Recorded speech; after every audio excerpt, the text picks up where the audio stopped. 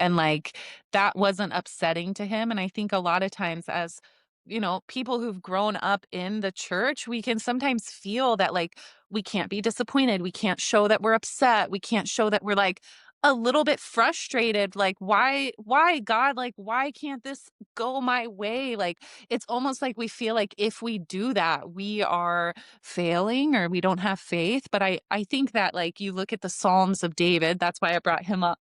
And like so many of them are like, I'm real disappointed, like I'm real upset that Saul is pursuing me or my son's acting like a little butthead. You know what I mean? Like, I think that God is okay. I know God is okay. Like, come to me, all who are weary and heavy laden. That's his ultimate posture is like, Mhm. please bring Yeah. your please bring your pain to me. What you said, Jennifer, we don't always know the ending of a story, Yeah. and God is God, and he Uh-huh. can, and we're the pottery, him being the potter, Uh-huh. and he knows the ending of the story, but we don't. And I think it's not that we're disappointed. I think that we need to just remember it's how we deal with our disappointment Yeah. Yeah, that totally. that is important. That, we everything may be wasting away, but we know God, we know the foundation Yeah. and, Mhm. his power. Yeah.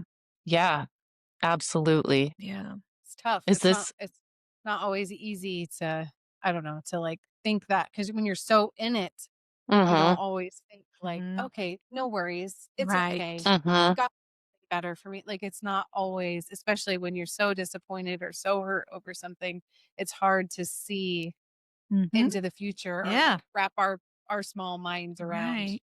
the large things that God sees and that Mhm. God has in his hands. But as we spend time and declutter our mind with the disappointment and pick apart the disappointment, I think that God wants us to do those things, and to name our disappointment. What is it that we're actually disappointed in, right? Yeah. Mhm.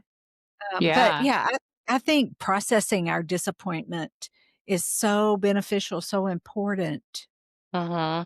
for us to get to the place where we go, "Oh yeah, God."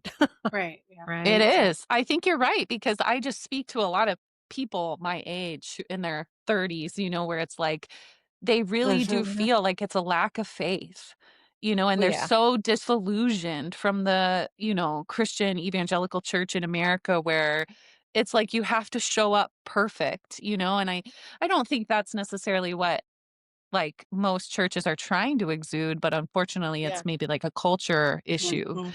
and it's like I think you're so right. Like being able to process our disappointment with God and know that we're totally acceptable in that space. Right. Right. And I think, do you guys ever listen to Forrest Frank?